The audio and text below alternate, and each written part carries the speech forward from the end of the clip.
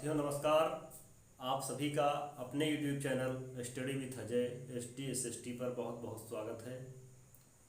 मित्रों, आज की क्लास में हम लोग पढ़ने वाले हैं संस्कृत व्याकरण का एक बहुत ही महत्वपूर्ण भाग कारक तथा विभक्ति। कारक तथा विभक्ति हम लोग इसको लास्ट तक देखेंगे और क्रमबद्ध तरीके से कर्ता, कर्म, करण, संप्रदान, अपादान इन सभी के विषय में एक एक विभक्ति के अंतर्गत जितने भी कारक, जितने भी अनुवाद, जितने भी सूत्र, वो सब आपको डिटेल से मिल जाएंगे। तो साथियों शुरू करते हैं। लेकिन इससे पहले मैं कहना चाहूँगा कि यदि आप हमारे चैनल पर नए हैं, अभी तक हमारे चैनल को सब्सक्राइब नहीं किया है, तो प्लीज़ सब्सक्राइब कर लीजिए और दबा दीजिए बेल आइकन, ताकि आपको कोई भी नोटिफिकेशन, कोई भी वीडियो सबसे पहले पहुंच सके। तो साथियों शुरू करते हैं। देखिए, सबसे पहले हमें यह जान लेना जरूरी है कि व्याकरण क्या है। देखिए, व्याकरण जो होता है वो किसी भी भाषा को परिनिष्ठित करने में, सुधारने में, शुद्ध बोलने में, शुद्ध लिखने में मदद करता है। अगर हमें व्याकरण का ज्ञान है तो निश्चित रूप से हमें बोलने में, लिखने में किसी भी प्रकार की कोई कठिनाई नहीं होगी और कोई अशुद्धि नहीं होगी। तो इसी व्याकरण के अंतर्गत आज हम लोग देखेंगे कारक विभक्ति। बहुत से अभ्यर्थी, बहुत से छात्र कारक विभक्ति को पढ़ते तो हैं, लेकिन कहते हैं कि हमारी समझ में नहीं आता है। मैं दावे के साथ कह सकता हूं कि अगर आपने वीडियो को पूरा देख लिया, लास्ट तक देख लिया, तो निश्चित रूप से आपकी समझ में जरूर आ जाएगा। मैं एक एक कारक को क्रमबद्ध तरीके से पूरा डिटेल से आपको समझा दूंगा। तो शुरू करते हैं। सबसे पहले क्या है, देखिए यहाँ पर हमने लिख दिया है कारक तथा विभक्ति। आज हम क्या पढ़ेंगे? कारक और विभक्ति पढ़ेंगे। कारक जब पढ़ने चलते हैं तो वहां पर सबसे पहले क्या आता है? एक तो विभक्ति और दूसरा आता है कारक। पिछले वीडियो में हमने बताया था कि कारक, विभक्ति, वचन ये बहुत ही इंपॉर्टेंट होते हैं। ठीक है, तो जब हम कारक पढ़ने चलते हैं तो सबसे पहले क्या आता है? सबसे पहले आता है कर्ता। कौन सा कारक आता है? सबसे पहले आता है कर्ता कारक। ठीक है,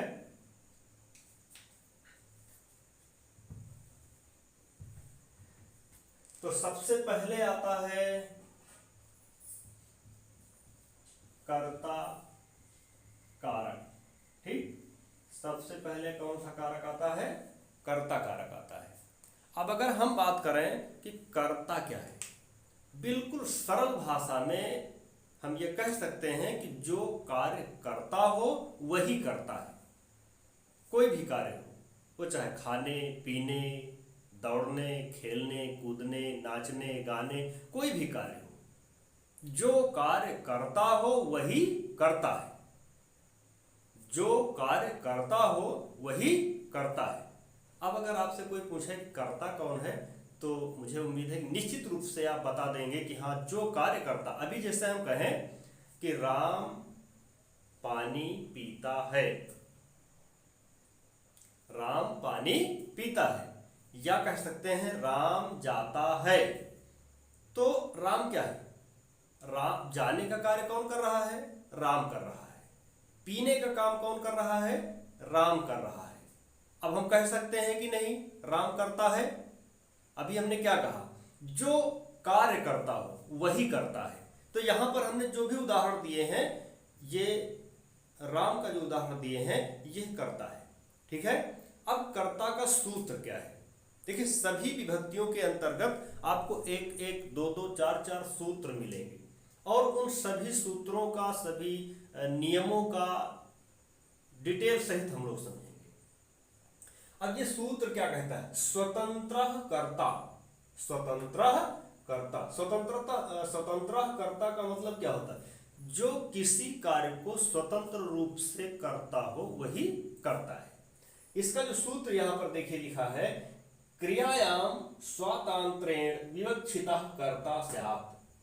क्रियायाम स्वातंत्र्येण विवक्षितः कर्ता स्यात्, यानी क्रिया को, कोई भी कार्य हो, कोई भी क्रिया हो, उस क्रिया को जो स्वतंत्र रूप से कर सके, जो स्वतंत्र रूप से कर सके, स्वतंत्र रूप से उसके अर्थ को प्रकट कर सके, वही कर्ता कहलाता है। वही क्या कहलाता है? वही कर्ता कहलाता है। ठीक है, तो अब सब लोग समझ गए होंगे कि कर्ता क्या है।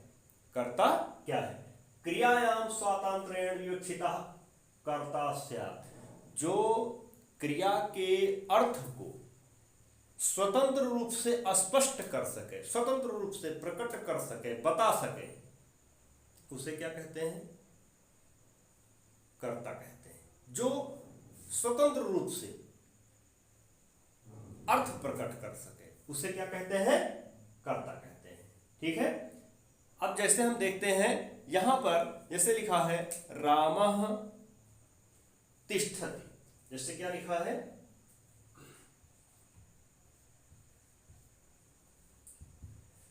रामः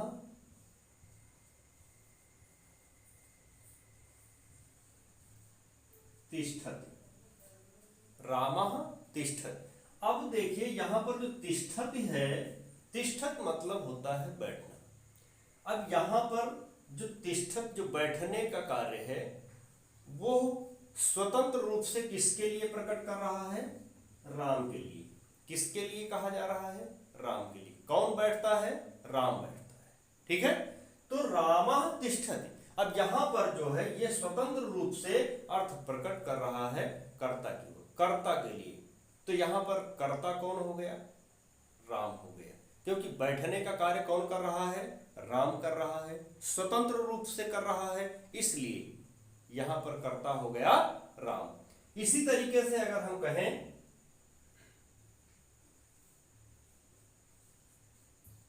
अजा अजा चलति, अगर हम कहें अजा चलति, तो यहां पर देखिए जो चलने का कार्य कौन कर रहा है? स्वतंत्र रूप से कौन कर रहा है? बकरी कर रही है। कौन कर रहा है? बकरी कर रही है। ठीक है, तो बकरी क्या हो गई? ये हो गई कर्ता। ये क्या हो गई? कर्ता, क्योंकि स्वतंत्र कर्ता, जो भी स्वतंत्र रूप से कार्य करता हो वही कर्ता है। ठीक, इसी प्रकार से यहां पर जो राम है ये क्या हो गया? ये भी हो गया कर्ता। तो अब हमें उम्मीद है कि आप लोग कर्ता के विषय में विधिवत समझ गए होंगे। अब हम इससे थोड़ा सा आगे बढ़ना चाहेंगे कि जो कर्ता होता है वो तीन तरीके से प्रयोग किया जाता है। कर्तवाच्य, कर्मवाच्य और भाववाच्य। कर्तवाच्य, कर्मवाच्य और भाववाच्य में इसको जब वाच्य परिवर्तन पढ़ते हैं तो उसमें पढ़ने को मिलता है कि कर्मवाच्य क्या है, भाववाच्य क्या है और कृतवाच्य क्या है। लेकिन यहां पर हम थोड़ा सा स्पष्ट करना चाहेंगे कि जो कर्ता है वो तीनों में कैसे आपको दिखाई देता है, कैसे आप उसे समझेंगे। ठीक है,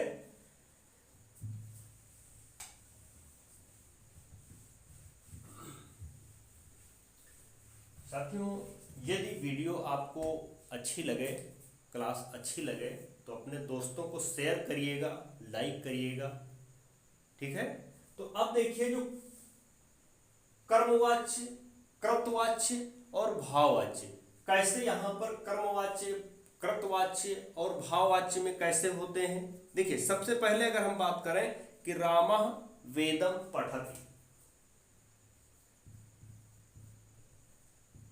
रामः वेदम पठति, ये क्या है? ये है कृतवाच्य। ये क्या है? ये है कृतवाच्य। ठीक है, रामः वेदम पठति, ये क्या हो गया? ये हो गया कृतवाच्य। अब यहां पर किसकी प्रधानता है? कर्ता, जो प्रथमा विभक्ति है उसकी प्रधानता है। यहां पर वेद पढ़ने का काम कौन कर रहा है? राम कर रहा है, इसलिए ये हो गया कृतवाच्य। इसलिए ये क्या हो गया? कृतवाच्य। क्योंकि यहां पर किसकी प्रधानता है? यहां पर है कर्ता की प्रधानता। जहां पर कर्ता की प्रधानता होती है तो वहां पर कौन सा वाच्य होता है? वहां पर होता है कृतवाच्य। वहां पर कौन सा वाच्य होता है? वहां पर होता है कृतवाच्य। इसके बाद हम बात करते हैं रामेण वेदम पठ्यते। रामेण वेदम रामेण वेदम पठ्यते। रामेण वेदम पठ्यते। अब जो रामेण देख रहे हैं ये किस विभक्ति का है? कौन सा कारक है? किस विभक्ति का है और कौन सा कारक है?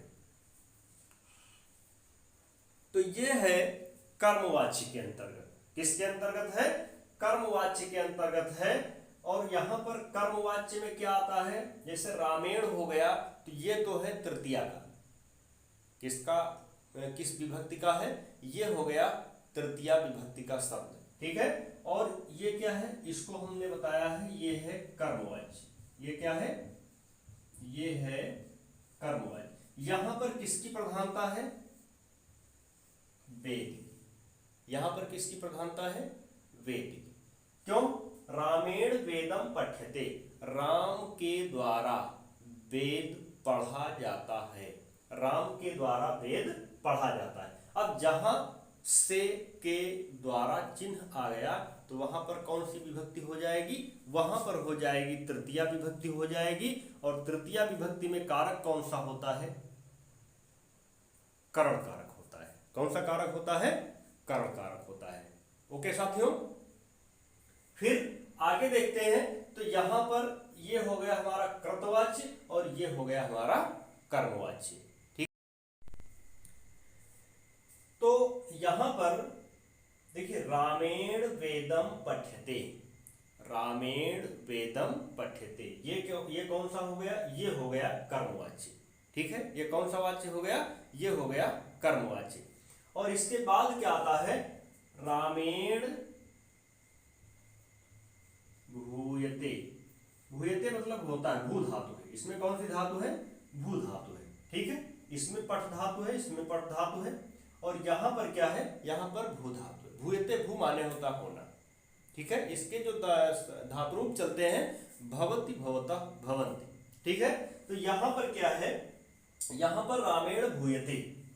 रामेण भूयते। अब यहां पर जो है जो भाव प्रकट किया जाता है, यहां पर यहां पर क्या है? यहां पर भाव प्रकट किया जाता है। तो जहां पर भाव प्रकट होता है वहां पर क्या होता है? जैसे भू माने होना, भू माने होना होता है। तो यहां पर भाव प्रकट होता है। तो भाव प्रकट होने में कौन सा वाच्य होता है? वो होता है भाववाच्य। भाववाच्य। जहां पर कर्ता की प्रधानता हो वहां कर्मवाच्य। जहां पर कर्ता की प्रधानता हो वहां पर कृतवाच्य। जहां पर कर्म की प्रधानता हो वहां कर्मवाच्य। और जहां पर भाव की प्रधानता हो वहां भाववाच्य होता है, ठीक। तो इस प्रकार से यह तीनों वाच्य परिवर्तन हुए।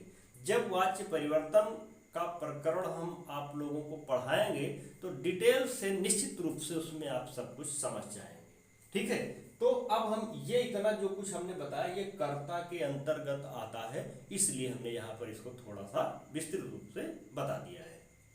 अब कर्ता के अंतर्गत अन्य जितने भी सूत्र आते हैं अब उन सभी सूत्रों को देखते हैं।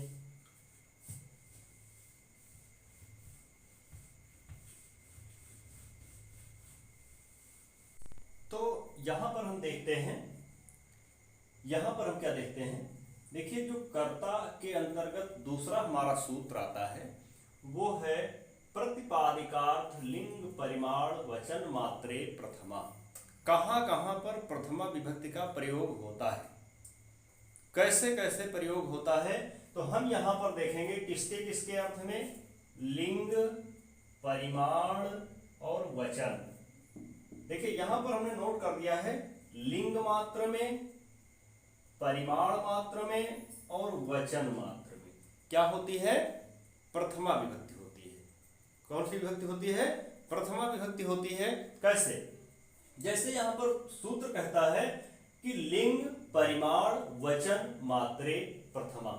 जब हमें किसी लिंग का निर्धारण करना होता है तो उसमें भी प्रथमा विभक्ति होती है। जब हमें किसी परिमाण, किसी नाप तौल, 1 किलो 2 किलो 4 किलो वजन, कोई भी नाप तौल, जब हमें उसका परिमाण निर्धारित करना होता है तो वहां पर भी प्रथमा विभक्ति होती है। और इसी प्रकार से अगर हम कहें कि यहां वचन मात्र में एकः द्वय बहवा, तो यहां पर भी प्रथमा विभक्ति होती है। अब उदाहरण के लिए अगर कहा जाए कि हम जैसे लिंग निर्धारण में क्या होता है, अगर हम ये पूछें कि मान लीजिए मोहन से सवाल किया जाता, पूछा जाता है कि बताइए नदी के दोनों ओर, या कह लीजिए कि जिस रास्ते से पानी बह रहा है, जिधर से पानी बह रहा है, उसके दोनों जो किनारे हैं उनको हम क्या कहेंगे? तो वो उत्तर देता है तट। अब उसको हम तटः भी कह सकते हैं, उसको हम क्या कह सकते हैं? तटः भी कह सकते हैं, उसको हम तटी भी कह सकते हैं और उसको हम तटम भी कह सकते हैं। अब यहां पर लिंग निर्धारण में देखिए तटः क्या हो गया? ये हो गया पुल्लिंग। तटः क्या हो गया? पुल्लिंग हो गया। तटी क्या हो गया? स्त्रीलिंग हो गया। और यहां पर जो तटम लिखा है ये क्या हो गया? ये हो गया नपुंसक लिंग। ठीक है, तो लिंग निर्धारण में भी क्या होता है? प्रथमा विभक्ति होती है, कर्ता कारक होता है।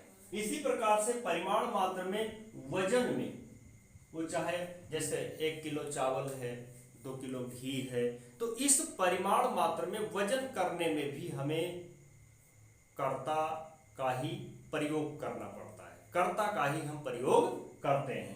इसके अलावा वचन मात्र में अभी जैसे हमने बताया कि एकः द्वय बहवा, यानी 1 2 या बहुत से, तो इसके प्रयोग में भी, या हम कह सकते हैं कि वचन के प्रयोग में भी कर्ता कारक का ही प्रयोग किया जाता है। ठीक है, वचन के प्रयोग में ही क्या किया जाता है? कर्ता कारक का प्रयोग किया जाता है। यहां पर क्या है? केवल वचन का बोध करने के लिए प्रथमा विभक्ति आती है। इससे हमें पता चलता है कि यह एक है कि दो है कि बहुत से हैं। ठीक है, तो साथियों आज के इस वीडियो में केवल हम लोग प्रथमा विभक्ति ही देखे हैं और सीरियल से एक एक विभक्ति और विभक्ति के अंतर्गत जितने भी सूत्र हैं उन सभी सूत्रों का हम डिटेल सहित पढ़ेंगे, हम सभी लोगों को पढ़ेंगे। और आज की वीडियो में सिर्फ इतना ही। अगली वीडियो में, अगली क्लास में आपसे फिर मुलाकात होगी। तब तक के लिए जय हिंद।